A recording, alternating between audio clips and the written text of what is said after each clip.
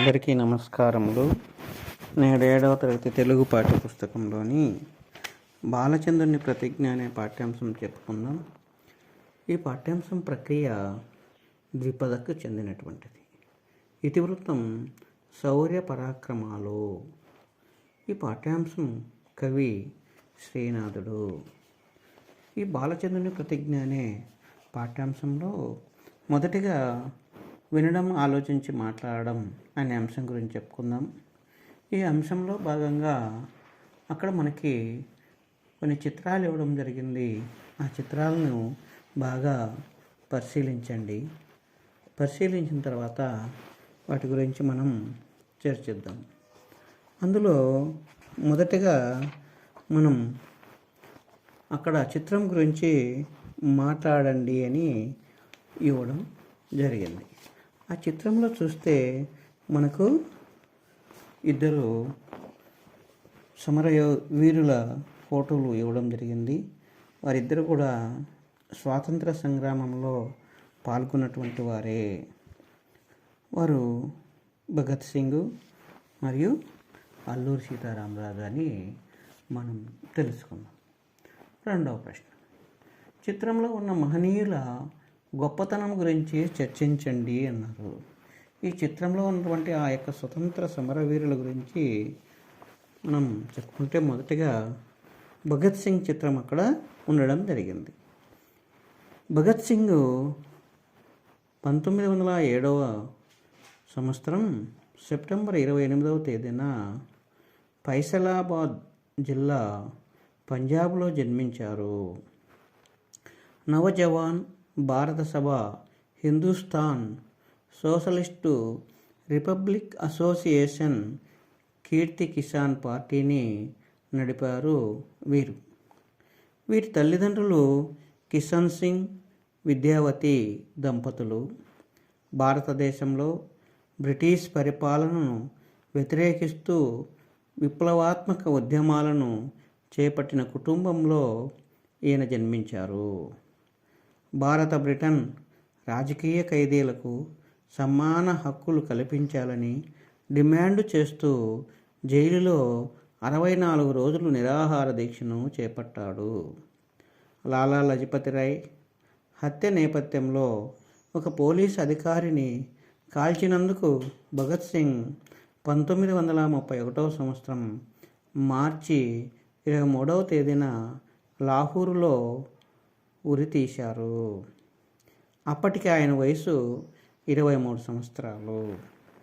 ఇంత గొప్ప వ్యక్తి ఈ యొక్క స్వాతంత్ర సమర వీరులు. రెండవ చిత్రంలో ఉన్నటువంటి వారు అల్లూరి సీతారామరాజు. అల్లూరి సీతారామరాజు గారు క్రీస్తు శకం 1897వ సంవత్సరం జూలై 4వ తేదీన విజయనగరం దగ్గరలోని పాండ్రంగిలో జన్మించారు. సీతారామరాజు స్వగ్రామం పశ్చిమ గోదావరి జిల్లా మోగల్లు. సీతారామరాజు తల్లిదండ్రులు సూర్యనారాయణమ్మ, వెంకటరామరాజు. 6వ తరగతిలోనే తన తండ్రిని కోల్పోయారు వీరు. అప్పటి నుంచి కుటుంబం పేదరికంతో చాలా బాధలు పడ్డారు. సీతారామరాజు చించినాడలో గుర్రపు స్వారీ నేర్చుకున్నాడు. రాజమండ్రిలో 6వ తరగతి, రామచంద్రాపురంలో 7వ తరగతి, కాకినాడ పీఠాపురంలో రాజా పాఠశాలలో 3rd ఫారం చదివాడు. 1918వ సంవత్సరం వరకు తునిలోనే ఉన్నారు. కాలంలో చుట్టుపక్కల కొండలు, అడవుల్లో తిరుగుతూ గిరిజనులు జీవన విధానం గమనించాడు. తెల్లదొరల దోపిడీని అరికట్టడానికి గిరిజనులను ఏకం చేసి గెరిల్లా యుద్ధ పద్ధతులను నేర్పి వారిని పోరాడటానికి సిద్ధం చేశాడు. మన్యంలో విప్లవాన్ని సృష్టించి బ్రిటిష్ వారికి కంటిపై కునుకు లేకుండా చేశారు. 1924వ సంవత్సరం మే నెల 27న కొయ్యూరు గ్రామ సమీపంలో సీతారామరాజును బంధించారు బ్రిటిష్ వారు. కొయ్యూరులో విడిది చేసి ఉన్న మేజర్ గుడాల్ వద్ద రాజును హాజరుపరిచారు. బందీగా ఉన్న అల్లూరి సీతారామరాజును ఒక చెట్టుకు కట్టేసి ఏ విచారణ లేకుండా గూడాల్ కాల్చి చంపాడు. అప్పటికి సీతారామరాజు వయస్సు 26 సంవత్సరాలు. తర్వాత ప్రశ్న, మీకు తెలిసిన యోధుల గురించి మాట్లాడండి. మనకు తెలిసినటువంటి ఎంతోమంది స్వాతంత్ర సమర యోధుల గురించి చెప్పుకోవచ్చు. అందులో ఒకటి లేదా ఇద్దరు గురించి చెప్పుకుందాం. ఒకరు లేదా ఇద్దరు. నేతాజీ సుభాష్ చంద్రబోస్. ఈయన క్రీస్తు శకం 1897 సంవత్సరం జనవరి నెల 23వ తేదీన కటక్లో జన్మించారు. భారత జాతీయ ఫార్వర్డ్ బ్లాక్ స్థాపించాడు. ఆయన తల్లిదండ్రులు జానకీనాథ బోస్, ప్రభావతీదేవి. 11 సార్లు స్వాతంత్ర సంగ్రామంలో ఆంగ్లేయులచే కారాగారంలో నిర్బంధించబడ్డాడు. జపాన్ సహాయంతో భారత యుద్ధ ఖైదీలు, రబ్బరు తోట కూలీలు, ఔత్సాహికులతో భారత జాతీయ సైన్యాన్ని ఏర్పాటు చేశాడు. బ్రిటిష్ వారితో యుద్ధాన్ని జర్మనీ, జపాన్ల సాయంతో సాగించాడు. 1945 ఆగస్టు 18వ తేదీన తైవాన్లో జరిగిన విమాన ప్రమాదంలో ఈ సుభాష్ చంద్రబోస్ మరణించాడంటారు. కానీ ప్రమాదం నుండి బయటపడి అజ్ఞాతంలోకి వెళ్ళాడని పలువురు నమ్ముతారు. తర్వాత నారీమణిని తీసుకుంటే ఝాన్సీ లక్ష్మీబాయి. ఈ ఝాన్సీ లక్ష్మీబాయి క్రీస్తు శకం 1828వ సంవత్సరం నవంబర్ 19వ తేదీన మహారాష్ట్రలో సతారాలో జన్మించారు. ఈమె తల్లిదండ్రులు మోరోపంతు తాంబే, భాగీరథి బాయి. వీరిది సంప్రదాయ బ్రాహ్మణ కుటుంబం. ఆమె చిన్నప్పటి పేరు మణికర్ణిక. ముద్దుగా మను అని పిలిచేవారు. ఆమె 4వ ఏటనే తల్లి మరణించింది. చిన్నతనంలోనే గుర్రపు స్వారీ, కత్తి యుద్ధం నేర్చుకుంది.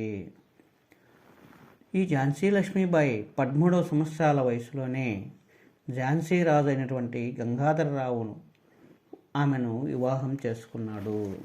ఈ గంగాధరరావు మరణానంతరము ఝాన్సీని బ్రిటిష్ వారు కైవసం చేసుకోవాలనుకున్నారు, ఆ ఝాన్సీ రాజ్యాన్ని. కానీ ఆ లక్ష్మీబాయి అంగీకరించలేదు, తిరుగుబాటు చేసింది. బ్రిటిష్ వారికి కంటి మీద కునుకు లేకుండా గేరిల్లా పోరాటాలు చేసింది.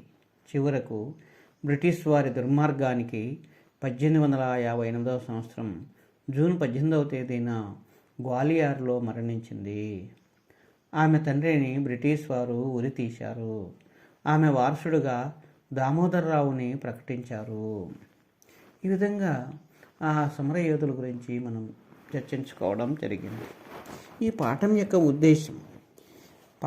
ఉద్దేశం భారతదేశ చరిత్రలో రాజ్యాకాంక్షతో జరిగిన యుద్ధాలు కొన్ని, ధర్మాన్ని రక్షించడం కోసం జరిగిన యుద్ధాలు మరికొన్ని. ఇలా ధర్మం వైపు నిలిచిన వారికి కొన్ని కష్టాలు ఎదురైనా చివరికి విజయాన్ని సాధించడం చూడవచ్చు. అలా ధర్మాన్ని రక్షించడం కోసం ప్రాణాలను లెక్క చేయని మహనీయుల గురించి తెలుసుకోవడమే ఈ పాఠ్యాంశం యొక్క ఉద్దేశం. బాలచంద్రుని ప్రతిజ్ఞ అనే పాఠ్యాంశం యొక్క నేపథ్యం చెప్పుకుందాం. పల్నాటి రాజ్యం పొలిమేర్లలో యుద్ధ వాతావరణం ఏర్పడింది. ఆ సమయంలో పట్టణ వీధుల్లో బాలచంద్రుడు బొంగరాలాట ఆడుతూ ఉన్నాడు. నైపుణ్యంతో కూడిన ఆట అందరినీ ఆకట్టుకుంటుంది. అమ్మలక్కలు అందరూ చుట్టూ చేరి చూస్తూ ఆనందిస్తున్నారు.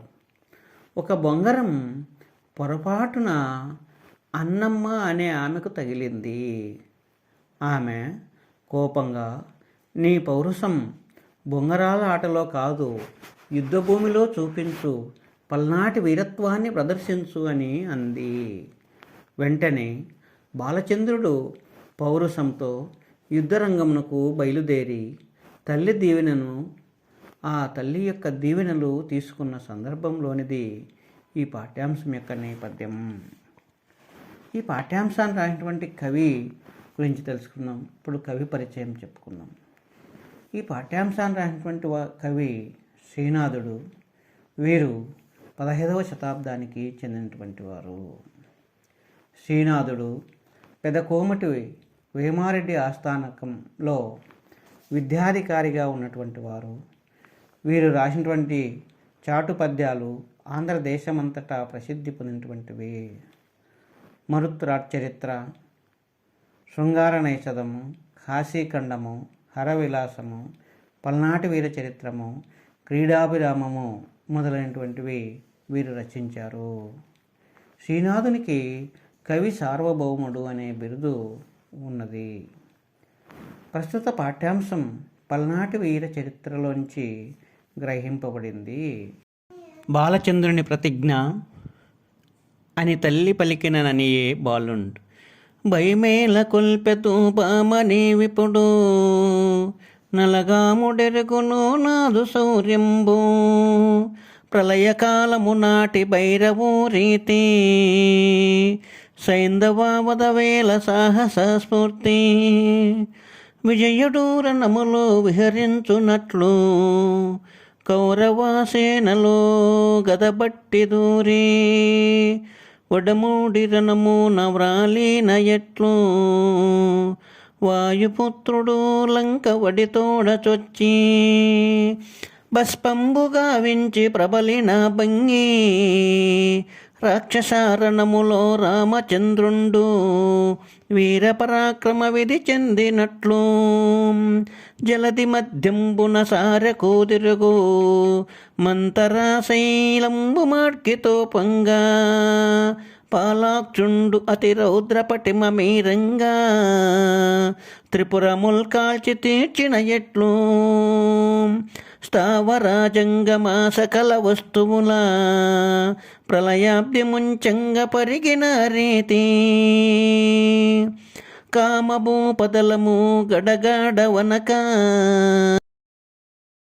విక్రమక్రమాశక్తి విడివాడ చొచ్చి పృథ్వీపై పేనుంగు పెంటలు కాగా వేడుక కొలది ఉర్వేసు తలముల కురుమాని పెడుగా గర్వించు పగవారి కంటిలో నెరుసా ఎదురెవ్వరే నాకును ఈ భూవిలోనా నలగాము బలముల నలినలి చేసి వండంగ తరిగిన ఒడుపున నరికే నెత్తురు మడుగులు నిండంగ చేతూ దహనుని కడ్డం బెదట్టమౌవనము బడబాగ్నిని ఆర్చునే పాతోతి మించి బైదమౌ పులికిని పసుగనంబు ఎదురే స్వాతి కొక్కెర గుంపు సాల్బంబుకెదురే జింకల కదుపుల శివ్వంగి కీడే జింకల కదుపులు శివ్వంగి కీడే చిన్న మిర్యమునన్ చెడునే కారంబు బాలుడు అని నన్ను భావింపవలదు అని నా బాలోని మాటకు ఐతమ్మ పలికే బాలుండనని నన్ను భావింపవలదు అని నా బాలోని మాటకు ఐతమ్మ పలికే. ఇప్పుడు ఇందులోని కఠిన పదాలకు అర్థాలు చెప్పుకుందాం. శౌర్యంబు అంటే పరాక్రమము, భైరవుడు శివుడు, ప్రళయకాలము అంటే సృష్టి అంతమయ్యే సమయము, రణము యుద్ధము, విజయుడు అంటే అర్జునుడు, వడముడి భీముడు, వాయుపుత్రుడు హనుమంతుడు, వడి వేగము, బస్పంబు బూడిద, ప్రబలుట విజృంభించుట, జలది అంటే సముద్రము, సారెకు అంటే చక్రానికి, పాలాక్షుడు అంటే శివుడు, శైలము అంటే పర్వతము, మాడ్కి వలె, రౌద్రపటము అంటే కోపంతో ఉన్నటువంటి రౌద్రం అంటే రౌద్రం యొక్క గొప్పతనం, స్థావరము కదలనివి, జంగమము అంటే కదిలేవి, సకల వస్తువులు అంటే అన్ని వస్తువులు, అబ్ది అంటే సముద్రము, పరగిని అంటే పరగిని అంటే అతిశయించిన, కామభూప దళము కామరాజు యొక్క సైన్యము, దళము అంటే సైన్యం, కామభూప దళము అంటే కామరాజు యొక్క సైన్యం, విడివడము విడిపోవడము, పృథ్వీ భూమి, పీనుగు పెంటలు అంటే శవాల దిబ్బలు, శవాల యొక్క దిబ్బలు, వేడుక ఉత్సవం, ఉర్వీషుడు రాజు, దళము సైన్యం, ఉరుమని ఉరుములు లేని, పగవారు శత్రువులు, కంటిలో నెరుసు అంటే కంట్లో నలక, ఎదిరించేవారు, నలి చేసి పిండి పిండి చేసి, మడుగు అంటే కొలను, దహనుడు అంటే అగ్ని, వనము అంటే అడవి, వనము అంటే అడవి, బడబాగ్ని అంటే సముద్రంలో ఉంచి పుట్టే అగ్నిని బడబాగ్ని అంటారు, పాతోతి అంటే సముద్రం, భయదము అంటే భయమును కలిగించేది, పశుగణం అంటే జంతువులు, కొక్కెర అంటే కొంగ, సాల్వము అంటే డేగ, కదుపులు సమూహాలు, శివంగి అంటే ఆడసింహము. ఇలా కఠిన పదాలకు మనం అర్థాలు తెలుసుకున్నాం. ఇప్పుడు ఈ యొక్క పద్యానికి భావాన్ని చెప్పుకుందాం. యుద్ధానికి పోవద్దని పలికినటువంటి తన తల్లితో బాలచంద్రుడు ఇలా చెప్పాడు. అమ్మా, నన్ను ఎందుకు భయపెడుతున్నావు? నా పరాక్రమము నలగామరాజునకు తెలుసు. ప్రళయకాలంలో కాలభైరవుని వంటి వాడిని నేను. సైంధవుని చంపే సమయంలో అర్జునుడు యుద్ధంలో ఏ విధంగా విహరించాడో ఆ విధంగా నేను కూడా విహరిస్తాను. కౌరవ సైన్యంలో గద పట్టుకొని భీముడు ఆ కౌరవుల మీదకి యుద్ధానికి వెళ్ళినప్పుడు ఆయన ఎలా చేశాడో నేను కూడా అలానే చేస్తాను. హనుమంతుడు లంకలోకి ఎంతో వేగంగా ప్రవేశించాడు. ఆ లంకా పట్టణంలో కొంత దహనం చేసినట్లుగా మనకు తెలుసు. ఆ విధంగానే నేను కూడా లంకా దహనం చేసినట్లుగా చేయగలను. శ్రీరామచంద్రుని వలె రాక్షసులతో యుద్ధం చేసి నా యొక్క పరాక్రమాన్ని ప్రతీక అయి నిలుపుతాను. దేవతలు రాక్షసులు అమృతం కోసం సముద్రాన్ని చిలికినప్పుడు ఆ సముద్రం మధ్యలో కవములాగా మందర పర్వతాన్ని ఉపయోగించారు. ఆ మందర పర్వతము చక్రంలాగా ఆధారమై నిలిచింది కదా, అలా నేను కూడా నిలుస్తాను. పాలాక్షుడు అంటే ఆ శివుడు గొప్ప పరాక్రమముతో శౌర్య పరాక్రమాలు ఉట్టిపడేటట్టుగా ఆ త్రిపురాసునితో యుద్ధం చేసినట్లు కూడా నేను చేస్తాను.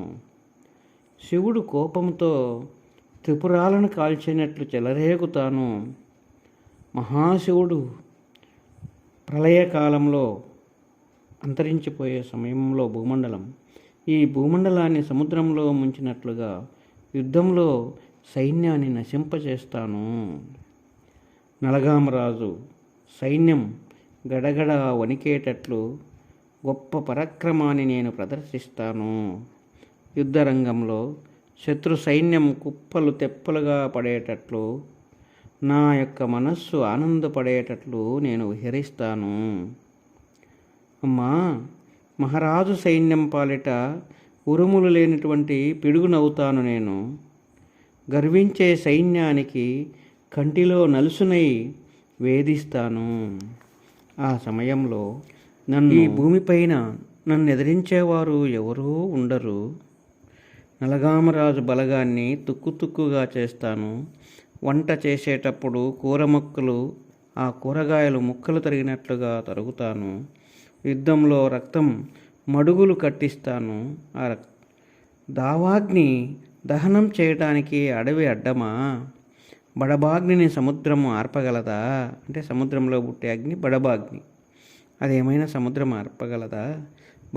భయంకరమైనటువంటి పులిని జంతువుల సమూహం ఎదిరించగలదా? అలానే డేగను కొంగలు అడ్డుకోగలవా? వేగంలో శివంగికి అంటే ఆడసింహానికి జింకల సమూహము దానికి సమానమైన అవుతాయా? మిరియపు గింజ చిన్నదైన మిరియాలు చిన్నగానే ఉంటాయి, అలా చిన్నదైనా దాని కారం ఏమన్నా చెడిపోతుందా అని బాలచంద్రుడు తన తల్లితో పలికాడు. నీవు నన్ను చిన్న బాలునిగా భావించవద్దని తల్లితో చెప్పాడు.